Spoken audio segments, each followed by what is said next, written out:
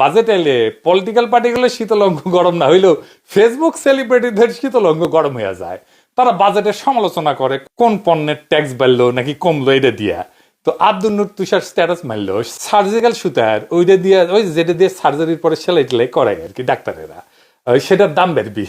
তো এটা সমালোচনা করেছে, এটা সমালোচনা করে কইছে যে তাইলে সুতার দাম বাড়ছে যেহেতু সার্জারিরও দাম বাড়বি, সার্জারির খরচ বাড়বি। তো দাম কেন বাড়বি? কারণ পত্রিকা নিউজ করেছে যে আমদানি পর্যায়ে যে ভ্যাট মৌকুব করা ছিল তা প্রত্যাহার করা হয়েছে, তার মানে এখন ভ্যাট দেওয়া লাগবে। তো আগে ভ্যাট দিতে হইতো না, এখন দিতে হবে, তার মানে দাম বাড়বি। তাই প্রফেসর ইউনূস খারাপ, ডিসেম্বরে নির্বাচন চাই, এই হইতেছে বাজেটের সমালোচনা। কিন্তু কথা হইতেছে আগে এই সার্জারির সুতা বাংলাদেশে তৈরি হইতো না, সেই জন্য আমদানিকৃত পণ্যের উপরে ভ্যাট নেওয়া হইতো না যেন রুগীরা কম দামে পায়। এখন বাংলাদেশে দুটা কোম্পানি তৈরি করে, অ্যাডানা দুটা, তারা ভ্যাট দেয় সরকারকে, বাংলাদেশি কোম্পানিগুলো ভ্যাট দেয় সরকারকে। এখন তো আমদানি নিরুৎসাহিত করবেই সরকার। তা আমদানি নিরুৎসাহিত করার পথ কি? দেশি কোম্পানি ভ্যাট দিবে, বিদেশি কোম্পানি থেকে আমদানি করলে ভ্যাট থাকবে না। এটা কি কোনো ন্যায্য কথা, ইনসাফের কথা? এখানে তো ভ্যাট প্রত্যাহার শুধু না, পারলে আরো ট্যাক্স বসাবি, বসায়নি কেন? আমি তো কই সালাউদ্দিন সাহেব আরো ট্যাক্স বসান উঠি। তার মানে ট্যাক্স বাড়ানো কমানো দিয়ে বাজেট বোঝা যায় না, তাই না? কারণ কোন কোন পণ্যের উপরে দেশের মঙ্গলের জন্য ভ্যাট বা অতিরিক্ত ট্যাক্স বসানো দরকার, তাই না? আমরা তো দেখলাম এখনই। তাহলে বাজেট আমরা কেমনে পর্যালোচনা করবো সেটা আজকে বুঝে দেখবো, কেমনে একটা বাজেটের ভালো মন্দ পর্যালোচনা করা যায়। তো ভয় নাই, সেলসলাইয়া বুঝে যাইবেন। এরপরে বাজেট দেখলে অর্থমন্ত্রীরাও গোল খাওয়াই দিতে পারবেন। বাজেট পর্যালোচনা করার সাথে সাথে দেখবো যে প্রফেসর ইউনূসের সরকার যে বাজেট দিল সেটা কেমন দিল, ভালো না মন্দ, না মাঝারি। হ্যাঁ, পাবলিকে ভাবিচ্ছে যে দাদা তো প্রফেসর ইউনূসের কোনো দোষ দেখে না, তো বাজেটও কবি যে ভালোই হয়েছে, ভালোই হয়েছে, ফাইন হয়েছে, ফাইন হয়েছে না। হ্যাঁ, আচ্ছা শুনে দেখেন না। তো প্রথমে একটু অর্থ উপদেষ্টা একটা সমালোচনা দিয়ে শুরু করি। সালাউদ্দিন সাহেব, আপনি টিভিতে একটা বিশাল দীর্ঘ বক্তব্য দিয়ে বাজেট বক্তৃতা করে পেশ করলেন। সারা দুনিয়াত একইভাবে ঘ্যানর ঘ্যানর ঘ্যানর ঘ্যানর করে বাজেট বক্তৃতা করে, সে বক্তৃতা কেউ শুনে না।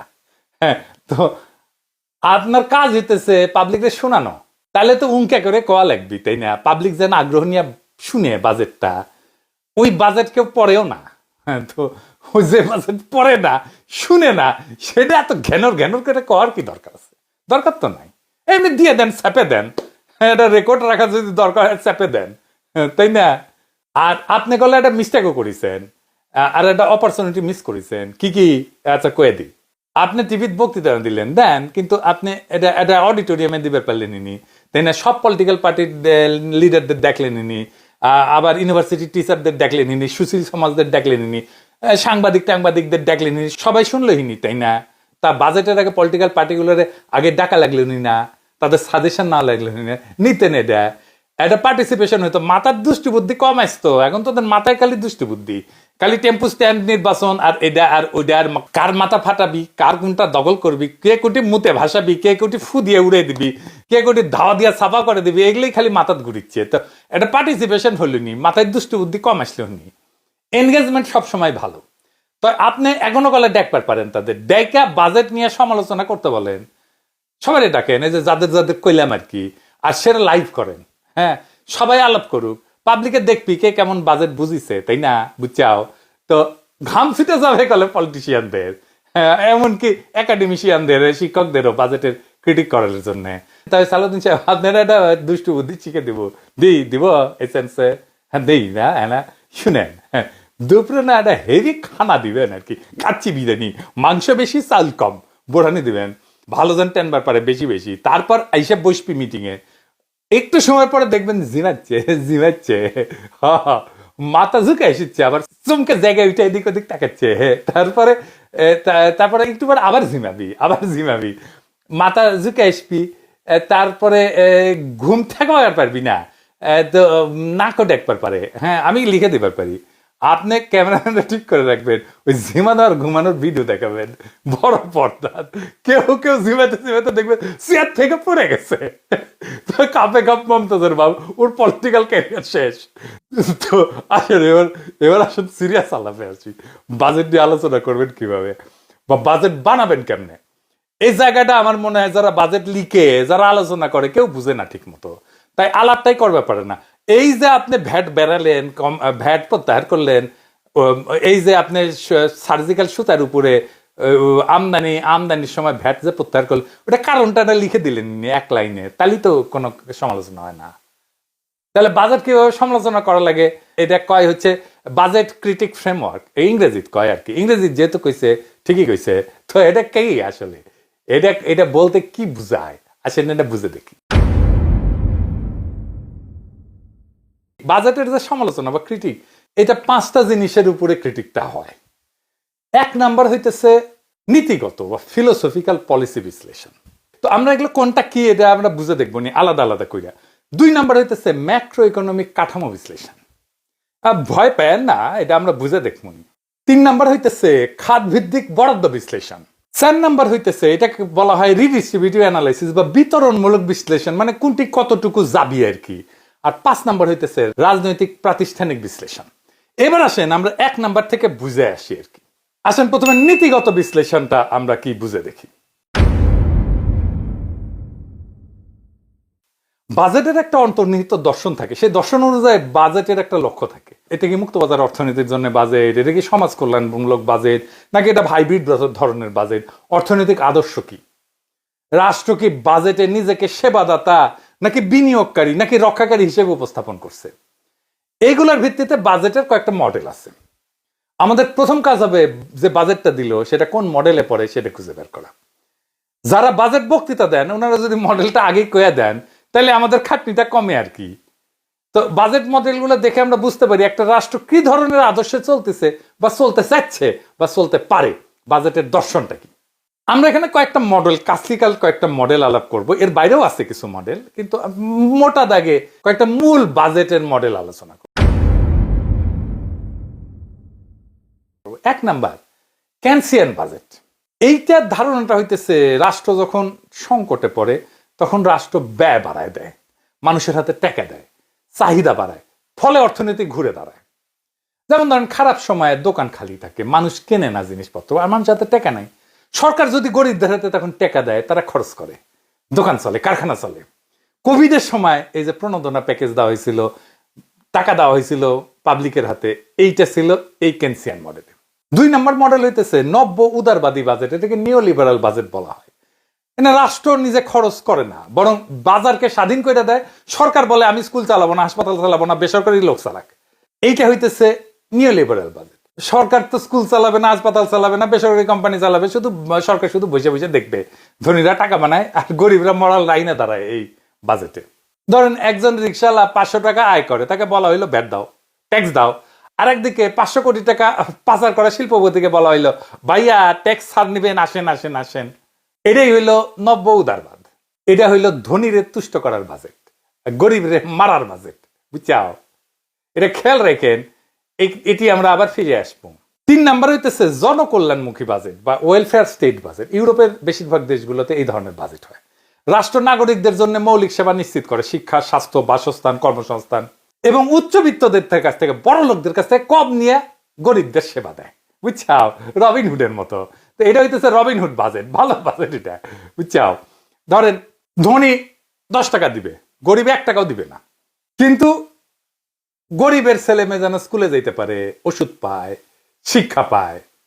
এটাতে বলা হয় জনগণের বাজেট। এখানে গরিবের জন্য রেশন থাকবে, নারীর জন্য নিরাপদ ট্রান্সপোর্ট থাকবে, কৃষকের জন্য সেচ আর ভর্তুকি থাকবে, ধনীর জন্য কড়াকড়ি কর থাকবে। এটাই বিপ্লবের বাজেট, এটা জনগণের রাষ্ট্রের বাজেট।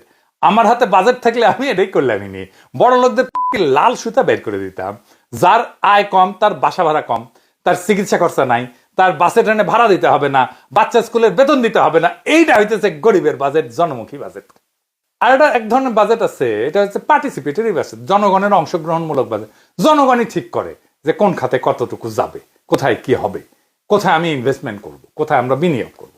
স্থানীয় জনগণ নিজেরাই বাজেট প্রস্তাব করে, কোন রাস্তায় আলো লাগবে, কোথায় স্কুল চাই, কোথায় পুকুর সংস্কার হবে। এলাকার মানুষ নিজেরাই ঠিক করে টাকাটা কোথায় লাগবে, উপরে বৈশাখ কেউ চাপাই দেয় না। এইটা হয় সাধারণত পৌর এলাকায় বা সিটি কর্পোরেশনে, নগরগুলোতে হয়। যেমন ধরেন ব্রাজিলের পোর্তো আলগ্রেতে এই ধরনের আছে অংশগ্রহণমূলক বাজেট, প্যারিসে আছে, নিউ ইয়র্কে আছে এরকম বাজেট, আবার কেরালায় আছে এমন বাজেট। কমিউনিস্ট শাসনে মেলা অ্যাচিভমেন্ট আছে কলে কেরালার। বাঙ্গ প্রগতিশীল না করলে ওরা, বাঙ্গ প্রগতিশীল সবকিছুরে পায়খানা বানায় ফেলে, কেরাল কমিউনিস্টরা খুব ভালো কাজ করে। 5 নম্বর হইতেছে গ্রিন বা টেকসই বাজেট, বা ক্লাইমেট রেজিলিয়েন্ট বাজেট বলে ইংরেজি যেহেতু কইছে ঠিকই কইছে। এই ধরনের বাজেট হচ্ছে প্রাকৃতিক দুর্যোগ, জলবায়ু পরিবর্তন, পরিবেশ রক্ষা, এই সমস্ত বিবেচনায় করা হয়। তো বাজেট তো আসে, বাজেট যায়, কিন্তু কেউ তো জিগায় না যে এই বাজেটকে এই দেশের মাটি পানি মানুষকে বাঁচাইতে পারবে। গ্রীষ্মে যে গরমে সিদ্ধ হন, বন্যায় যে তলায় যান, বৃষ্টি হওয়া লাগে না, আকাশে মেঘ হইলেই ধানমন্ডি ডুবে যায়, এইসব যদি বন্ধ করতে হয় তাহলে দরকার গ্রিন বাজেট। বন্যা হইলে খাবার নাই, খরা হইলে ফলন নাই, নদী ভাঙলে ঘর নাই, এইগুলাকে যদি মোকাবেলা করতে হয় তাইলে আপনার দরকার গ্রিন বাজেট। গ্রিন বাজেট মানে হইতেছে তার মানে বৃষ্টি হলে শহর যেন ডুবে না যায়, ধান যেন খরায় না শুকায় যায়, গরমে যেন সিদ্ধ না হয়ে যায়। এরপরে আর কি বাজেট? শ্রেণী সচেতন বাজেট, ক্লাস কনসাস বা অলিগার্ক বিরোধী বাজেট, বড় লোক বিরোধী বাজেট, ধনী গোষ্ঠীর নিয়ন্ত্রণ এবং সুবিধা হ্রাস করিয়া জনগণের হাতে সম্পদ এবং সুযোগ দেওয়া। মানে যার ধরেন 10 বিঘা জমি, সে বেশি কর দিবে, যার নাই সে ভাতা পাবে, সে ফ্রি চিকিৎসা পাবে, সে শিক্ষা পাবে ফ্রি, বড় ব্যবসায়ীদের উপরে বিশেষ কর এবং গরিবদের জন্য সুবিধা, ওই কর দেওয়ার সুবিধা। এইটা গেল বাজেট দর্শন, মোটা থাকে এগুলাই। তবে একদম খাঁটি এই মডেল ধরে বাজেট আপনি খুঁজে পাবেন না। আপনি খুঁজলে দেখবেন যে হাইব্রিড মডেল, মানে একটা মডেলের কিছু আর একটা মডেলের কিছু আছে। তো তারপরে মূল একটা ট্রেন্ড থাকে যে কোন লক্ষ্যের দিকে, কোন দর্শনের দিকে এটা আছে। এবার বলেন তো জিয়ার বাজেট কোন মডেলের ছিল? দুইটার ব্লেন্ড আছিল, কম্বিনেশন, হাইব্রিড মডেল ছিল, কিংসিয়ান মডেল আর গ্রিন বাজেট। খালেদার বাজেট কিন্তু আবার এটা না, এটা আমি কয়ে দিব না, পরে আমি শুনমুনি আপনারা ক্যাঙ্কা করে বুঝিছেন। এবার আসেন পরের স্তম্ভগুলো নিয়ে আলাপ করি। আমি বলছিলাম ম্যাক্রো ইকোনমিক বা কাঠামো বিশ্লেষণ। বাজেট সামগ্রিক অর্থনীতির সাথে কতটা সামঞ্জস্যপূর্ণ। যেমন ধরেন বাজেট ঘাটতি, রাজস্ব ব্যয় অনুপাত, মুদ্রানীতি, রাজস্ব নীতির সমন্বয়, জিডিপি প্রবৃদ্ধি, মূল্যস্ফীতি, সুদের হার, বিনিয়োগের প্রবণতা, মেলা জটিল জটিল কথা কইলাম, তাই না? আমরা আলাদা আলাদা করে দেখব। বাজেট ঘাটতি এটা কি? ধরেন সরকার 10 টাকা আয় করে, ট্যাক্স দিয়ে আয় করে, কিন্তু খরচা করে 12 টাকা, 2 টাকা বেশি খরচা করে। এটাই হলো বাজেট ঘাটতি, 2 টাকা বাজেট ঘাটতি। কেন হয়? এইটা হাসিনা কইরা গেছে, মেগা প্রজেক্ট করিছে, প্রচুর নিজের টাকায় পদ্মার সেতু করমু, বিদেশি ঋণ নেয়, ঘর ভর্তি গড়িবাটি আন কিনে, আয় বাড়ে না, অথচ খরচা বাড়ে। আবার এই ঘাটতি মেটাতে সরকার ঋণ নেয়, ওই ঋণের উপর আবার সুদ দেয়, ওই ঋণ শোধ করার জন্য টাকা চাপে, এতে মূল্যস্ফীতি বাড়ে, ভবিষ্যৎ প্রজন্মের ঘাড়ে বোঝা বাড়ে, যেমন এখন হয়েছে আর কি। 2 নাম্বার রাজস্ব এবং ব্যয়ের অনুপাত, মানে সরকারে যত টাকা আসে ট্যাক্স ভ্যাট ইত্যাদি দিয়া, তার তুলনায় কত টাকা খরচা করে এই অনুপাত। যদি 1 টাকা আসে আর খরচ করে 2 টাকা, তাহলে বিশাল সমস্যা। ভালো অনুপাত কেমন? এখন প্রশ্ন আসতে পারে। মানে ধরেন রাজস্ব যদি 10 টাকা আয় হয়, ব্যয় যদি 11 বা 12 টাকা হয় ম্যাক্সিমাম, তাহলে ঠিক আছে। কিন্তু রাজস্ব আসলো 10 টাকা, ব্যয় হলো 16 টাকা, খেলা শেষ। এবার মুদ্রানীতি এবং রাজস্ব নীতির সমন্বয়। ধরেন মুদ্রানীতি মানে হইতেছে বাংলাদেশ ব্যাংক যেভাবে টাকা ছাপে বা সুদের হার ঠিক করে, এটারে বলে মুদ্রানীতি। আর রাজস্ব নীতি কি? সরকার যেভাবে ট্যাক্স নেয় আর খরচা করে, বুঝছাও? এই দুটো একসাথে চলা লাগে। এটা না চললে যেমন হয়, ধরেন সরকার খরচ কমাচ্ছে কিন্তু বাংলাদেশ ব্যাংক যদি টাকা ছাপানো বন্ধ না করে, তাইলে মূল্যস্ফীতি হয়ে যায়। সরকার কর বাড়ায় কিন্তু সুদের হারও যদি কমায় দেয়, তাহলে বিনিয়োগ হবে না। তো সমন্বয় মানে কি? সরকার যদি মিতব্যয়ী হইতে চায়, তাহলে ব্যাংক টাকা ছাপা কমাবে। সরকার যদি বলে ব্যবসা চাই, তখন ঋণের সুদ কমাই দিবে, বুঝছাও? এ প্রসঙ্গে আবার আসমু একটু পরে। জিডিপি প্রবৃদ্ধি সহজ বাঁচায়। 1 বছর আগে দেশের অর্থনীতি যদি 100 টাকা আয় করে, এই বছর আয় করলো 107 টাকা, তার মানে 7% জিডিপি প্রবৃদ্ধি হইল। ইনফ্লেশনের কথা কইছি সহজ ভাষায়। গত বছর যেই চাল আপনি 50 টাকা কেজিতে কিনেছেন, এই বছর সেটা 70 টাকা কেজিতে কিনেছেন, তার মানে জিনিসের দাম বাড়িছে। এটাই মূল্যস্ফীতি। মূল্যস্ফীতি হইলে তো বেতন তো এরকম বাড়ে না, তাই না? খরচা বাড়ে। তো এরকম মূল্যস্ফীতি হইলে বিনিয়োগ কমে যায়, ব্যবসা ঝুঁকিতে পড়ে। এইবার আসেন সুদের হার। হ্যাঁ, সুদ শুনে আবার অনেকে নড়ে চড়ে বসেছে যে সুদ নিয়ে, সুদ শিখাইতেছে দাদায়। কিন্তু সুদ তো জরুরি, কারণ ব্যাংক তো সুদ নেয়, সুদ দেয়। তো যাই হোক, আপনি ব্যাংক থেকে 100 টাকা ঋণ নিলেন, সুদের হার 10% হইলে 110 টাকা ফেরত দিতে হবে। কম হইলে কি হয়? ব্যবসায় বিনিয়োগ বাড়ে। কিন্তু মূল্যস্ফীতির সময় এটা খুব বিপজ্জনক। আমাদের কিন্তু হাসিনা মূল্যস্ফীতি করে দিয়ে গেছে। এখন তাহলে কি করবে সরকার বলেন তো? সুদের হার বাড়াবে। আপনি দেখেন সুদের হার বাড়িচ্ছে, দেখেছেন? সুদ বেশি হলে কি হয়? সুদ বেশি হলে মানুষ ব্যাংকে টাকা রাখে, কারণ সুদ বেশি পাবে, লাভ বেশি। কিন্তু ঋণ নিয়ে ব্যবসা কম হয়, বিনিয়োগ কমে যায়। সেই জন্যই কইছে ব্যবসায়ীরা চাপে, বোঝা যায় এখন সেল চালাইয়া। দেখেন এই ভদ্রলোক কইছে যে সুদ বাড়ানোই কি মূল্যস্ফীতি কমানোর একমাত্র সমাধান? উনি কলে ভালো প্রশ্ন তুলিছেন, অন্য আরো সমাধান আছে, ভালো সমাধান আছে। সরকারের মুদ্রানীতি যেটা, সেটা সমালোচনাটা এই জায়গাতেই। কিন্তু আমি আর আজকে অত গভীরে যাব না। আমি আজকে বুঝাইতেছি কি করলে কি হয় আর কি। বিনিয়োগের প্রবণতা বা ইনভেস্টমেন্ট ট্রেন্ড, ধরেন দেশের লোক বা বিদেশি কেউ কারখানা, দোকান, স্কুল, হাসপাতাল এই সমস্ত বানাইতে চাইতেছে কিনা, এই ইচ্ছাটাই হইতেছে বিনিয়োগ প্রবণতা। কিভাবে জানা যায়? নতুন ব্যবসা কত হচ্ছে, ব্যাংক ঋণ নিচ্ছে কিনা, বিদেশি বিনিয়োগ আসতেছে কিনা, এটাকে বলে এফডিআই ইংরেজিতে কয়, ফরেন ডাইরেক্ট ইনভেস্টমেন্ট। ভালো প্রবণতা মানে কাজের সুযোগ বাড়ে, চাকরি বাড়তেছে, উৎপাদন বাড়তেছে, রপ্তানি বাড়তেছে। বাজেট, ঘাটতি, সুদের হার, এই শব্দগুলো শুধু অর্থনীতির জন্য না, গরিব মানুষের বাজারের থইলা, ঋণের খাতা আর চিকিৎসার খরচের সাথে জড়িত। বুঝতে পারছেন? এই ভাষা বোঝা মানে নিজের ভবিষ্যৎ রক্ষা করা। এরপরে কি? খাত ভিত্তিক বরাদ্দ বিশ্লেষণ। প্রত্যেকটা খাতে বরাদ্দ কতটুকু, কাদের উপকারে আসছে, শিক্ষা, স্বাস্থ্য, কৃষি, শিল্প, সামাজিক নিরাপত্তা, অবকাঠামো গত বছরের তুলনায় বৃদ্ধির ধারা কেমন, এই জিনিসগুলো দেখা। 4 নাম্বার কি? বিতরণমূলক বিশ্লেষণ বা রিডিস্ট্রিবিউটিভ অ্যানালাইসিস। বাজেট সামাজিক বৈষম্য কমাচ্ছে না বাড়াচ্ছে? কর কাঠামো কি ধনী গরিবের ভারসাম্য আনতেছে কিনা? গরিব কি আরো বেশি গরিব হচ্ছে, ধনী কি আরো বেশি ধনী হচ্ছে? প্রান্তিক জনগোষ্ঠী মানে যারা অতি দরিদ্র, তাদের জন্য বরাদ্দ কি মাত্রায় আছে? সে কি গরিবের ভর্তুকি কমে দিচ্ছে আর বড় লোকদের কর অব্যাহতি দিচ্ছে? এটাকে বলে শ্রেণী পক্ষপাতিতা। 5 নাম্বার হইতেছে রাজনৈতিক এবং প্রাতিষ্ঠানিক বিশ্লেষণ। বাজেট রাষ্ট্র শক্তিকে কোন দিকে চালিত করতেছে, কোন খাতে ক্ষমতা, কোথায় বেশি বাজেট দিচ্ছে, কে বেশি টাকা খরচা করছে রাষ্ট্রের, দুর্নীতির ঝুঁকি কোথায়, স্থানীয় সরকার বনাম কেন্দ্রীয় সরকারের ভারসাম্য কেমন। এই পদ্ধতি ধরে প্রফেসর ইউনূসের বাজেটের বিশ্লেষণ করি, তাইলে কি কি পাওয়া যাবে? 1 নাম্বার, এই বাজেটের নীতিগত দর্শন হইতেছে, এটাকে বলা হয় সংকীর্ণ সংকোচনবাদী নব্য উদারবাদ, কন্ট্রাকশনারি নিওলিবারালিজম। জনগণের জীবনযাত্রা না, বরং অর্থনৈতিক স্থিতিশীলতা এবং বাজেটের ঘাটতি ব্যবস্থাপনাকে অগ্রাধিকার দেওয়া হয়। নাম শুনে কন্ট্রাকশনারি নিওলিবারালিজম শুনে দুর্বোধ্য মনে হতে পারে, কিন্তু আমরা যদি বাস্তব জীবনের উদাহরণ দিই তাহলে সবাই এটা বুঝে যাবে। একটা রাষ্ট্র যখন অর্থনৈতিক সংকট বা মূল্যস্ফীতি কমাইতে বাজেটে এমন ভাবে ব্যয় কমায় যাতে সাধারণ মানুষের উপরে চাপ পড়ে, কিন্তু ধনী, কর্পোরেট, আন্তর্জাতিক ঋণদাতাদের স্বার্থ অক্ষুণ্ণ থাকে, তখন তাকে বলা হয় কন্ট্রাকশনারি নিওলিবারালিজম। কেমনে বুঝবেন? ধরেন ভর্তুকি কমে দিচ্ছে কিন্তু মন্ত্রীর গাড়ির বরাদ্দ কমাচ্ছে না। বাজেট ঘাটতি কমাইতে সরকার মিড ডে মিল বন্ধ করে দেয়, কিন্তু ব্যাংকের খেলাপি ঋণের সুদ মাফ করে দেয়। এই বাজেটের নৈতিক ভিত্তি ফ্যাসিবাদের পতনের পর জনগণকে ক্ষমতায়ন না, বরং পুরানো যে ব্যবস্থা ছিল সেটাকে বজায় রাখা। বাজেট ঘাটতি জিডিপি 3.6%, এরা টাকার ভ্যালুতে 2.26 লক্ষ কোটি টাকা। রাজস্ব লক্ষ্যমাত্রা 5.43 লক্ষ কোটি টাকা। রাজস্ব লক্ষ্যমাত্রাটা অনেক উচ্চাভিলাষী, সুদের হার বাড়িয়ে দিচ্ছে এবং আভ্যন্তরীণ ঋণ নিচ্ছে। এইটাকেই সংকোচনবাদী কৌশল বলা হয়।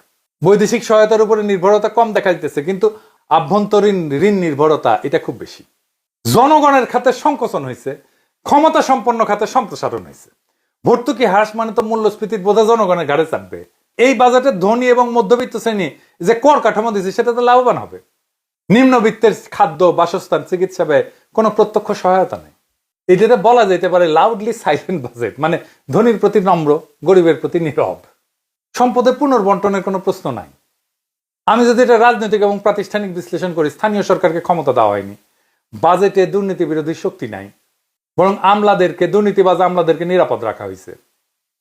এখন প্রশ্ন উঠতে পারে, তাহলে বিকল্প কি ছিল?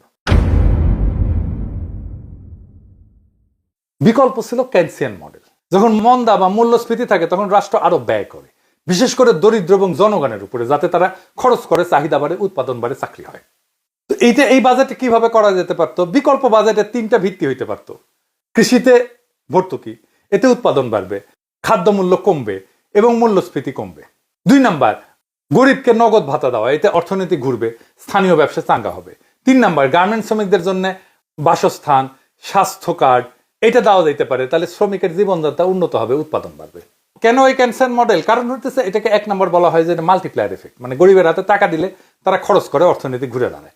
2 নম্বর হচ্ছে ইনফ্লেশন কন্ট্রোল, প্রোডাকশন দিয়ে, উৎপাদন দিয়ে ইনফ্লেশন কন্ট্রোল, দামে না সরবরাহ বাড়ায় নিয়ন্ত্রণ করা। 3 নম্বর সোশ্যাল স্ট্যাবিলিটি, মানে সামাজিক স্থিতিশীলতা, সংকটকালে পুষ্টি, শিক্ষা, চাকরি রক্ষা করলে দীর্ঘমেয়াদে কম খরচ পড়ে। কেন এটা করা হয়নি? IMF কয়ে দিচ্ছে এই জন্য। IMF এর কথা ছাড়া সালাউদ্দিন সাহেব নড়ে না। আর রাজনৈতিক অনিচ্ছা, গরিবের জন্য বাজেট করলে ক্ষমতা কেন্দ্রের সুবিধাভোগীরা অখুশি হয়। আর ওই যে ধনীদের পাশে লাল সুতা বেড়ায় দেওয়া না, কর কাঠামো সংস্কারে ধনীদের উপরে কর চাপাইতে রাজনৈতিক সাহস লাগে। আমরা উচ্চ কণ্ঠে বাজেটের প্রশংসা করতে চাইছিলাম, পারলাম না। IMF আমাদের বলবে আর আমরা সেটা পালন করব, এই জন্য বর্ষা বিপ্লব হয়েছে, এটা সংস্কার। এখানে তো কেউ বাগড়া দেয় নাই প্রফেসর ইউনূস, এখানে কেউ ঐক্যমতের দোহাই দেয় নাই। ফ্রি হ্যান্ডে জনগণের বাজেট দিতে পারলেন না কেন স্যার? আপনারা হয়েছেন MBBS, মানে মা বাবার বেদ্যপ সন্তান, কোনো কথা শুনেন না, নিজে যা বুঝেন তাই করেন, তারপরে পরে ঝামেলায় তখন আমাদের উদ্ধার করতে আসতে হয়। এই বাজেটে আপনি সংস্কার দেখাইতে পারলেন না কেন? এই বাজেট তো সংখ্যা না, এটা একটা অবস্থান, এটা একটা দর্শন। আর এই দর্শনের নাম হইতেছে সংকোচনবাদী নিওলিবারালিজম, যার মানে হইল ধনীর পকেটে করসার আর গরিবের ঘাড়ে মূল্যস্ফীতি। এই বাজেট বলে গরিব চুপ করে মরো, কারণ টাকা কম। কৃষক সাবধানে চাষ করো, কারণ ভর্তুকি নাই। রোগী ধৈর্য ধরো, কারণ স্বাস্থ্যের বরাদ্দ কম। ছাত্র বেকার থেকে যাও, কারণ চাকরি সৃষ্টি করা হয়নি। সুদ বৃদ্ধি করাই এখন রাষ্ট্রের চরম ত্যাগ। এই বাজেট ফ্যাসিবাদের ছায়া রাষ্ট্রকে টিকায় রাখার একটা হিসাবের খাতা, যেখানে মানুষ নাই, আছে ক্ষমতা রক্ষার অঙ্ক। তাই আমরা বলি, আমরা চাই না এমন একটা বাজেট যেটা সুশীল আর CIP ভাইয়াদের জন্য VIP প্রোটোকল নিয়ে আসে, আর গার্মেন্টস শ্রমিকের জন্য নিয়ে আসে দুঃস্বপ্ন। আমরা চাই জনগণের বাজেট, যেখানে ব্যয় কমে প্রশাসনের বিলাসে, আর বাড়ে শিক্ষা, স্বাস্থ্য, পুষ্টি আর সামাজিক সুরক্ষায়। এইটা বাজেট হইলে এইটা হবে জনগণের রাষ্ট্রের বাজেট। আর এই রাষ্ট্র জনগণের যদি না হয়, তাহলে জনগণই একদম রাষ্ট্র বদলাইবে। এইবার না হলেও পরের বার ঠিকই হবে। এই প্রতিজ্ঞা নিয়ে আমরা আগে যাব। সংকোচন করেন লুটেরা আমরার জন্য, ব্যয় করেন কৃষক, শ্রমিক, শিশুর জন্য। এই বাজেট আমাদের না, আমাদের বাজেট এখনো আসেনি, কিন্তু আসবে। এই হোক আমাদের শপথ, এই হোক আমাদের রাজনীতি, এই হোক বর্ষা বিপ্লবের অঙ্গীকার। ইনকিলাব জিন্দাবাদ।